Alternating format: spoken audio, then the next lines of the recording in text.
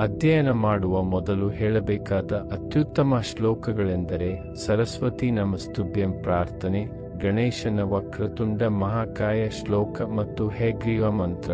ಈ ಶ್ಲೋಕಗಳು ಮನಸ್ಸನ್ನು ತೆರವುಗೊಳಿಸಲು, ಅಡೆತಡೆಗಳನ್ನು ತೆಗೆದುಹಾಕಲು ಮತ್ತು ಜ್ಞಾನವನ್ನು ಆಹ್ವಾನಿಸಲು ಸಹಾಯ ಮಾಡುತ್ತದೆ. ಕಲಿಕೆಗಾಗಿ ಸರಸ್ವತಿ ಪ್ರಾರ್ಥನೆ. ಸರಸ್ವತಿ ನಮಸ್ತುಭ್ಯಂ ವರದೆ ಕಾಮರೂಪಿಣಿ, ವಿದ್ಯಾರಂಭಂ ಕರಿಷ್ಯಾಮಿ ಸಿದ್ಧಿರ್ಭವತು ಮೇ ಸದಾ.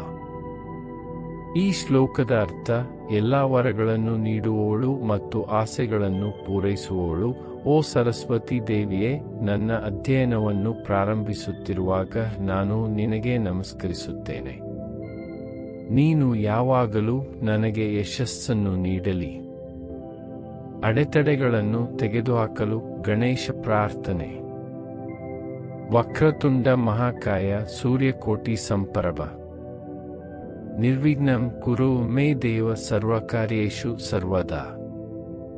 ಈ ಶ್ಲೋಕದ ಅರ್ಥ, ಓ ಗಣೇಶನೇ, ಬಾಗಿದ ಸೊಂಡಿಲು ಮತ್ತು ಬೃಹತ್ ದೇಹವನ್ನು ಹೊಂದಿರುವ, ಲಕ್ಷಾಂತರ ಸೂರ್ಯನಂತೆ ಹೊಳೆಯುವ, ದಯವಿಟ್ಟು ನನ್ನ ಎಲ್ಲ ಕೆಲಸ ಮತ್ತು ಅಧ್ಯಯನಗಳನ್ನು ಯಾವಾಗಲೂ ಅಡೆತಡೆಗಳಿಂದ ಮುಕ್ತಗೊಳಿಸಿ. ಬುದ್ಧಿವಂತಿಕೆ ಮತ್ತು ಸ್ಮರಣೆಗಾಗಿ ಹಯಗ್ರೀವ ಮಂತ್ರ. ಜ್ಞಾನಾನಂದಮಯಂ ದೇವಂ ನಿರ್ಮಲಸ್ಫಟಿಕಾಕೃತಿಂ ಆಧಾರಂ ಸರ್ವವಿದ್ಯಾನಾಂ ಹಯಗ್ರೀವಂ ಉಪಾಸ್ಮಹೇ. ಈ ಶ್ಲೋಕದ ಅರ್ಥ, ನಾವು ಜ್ಞಾನ ಮತ್ತು ಆನಂದದ ಸಾಕಾರ ರೂಪ ಸ್ಫಟಿಕದಂತೆ ಶುದ್ಧ ಮತ್ತು ಕಲಿಕೆಯ ಎಲ್ಲಾ ಶಾಖೆಗಳ ಅಡಿಪಾಯವಾದ ಭಗವಾನ್ ಹಯಗ್ರೀವನನ್ನು ಧ್ಯಾನಿಸುತ್ತೇವೆ.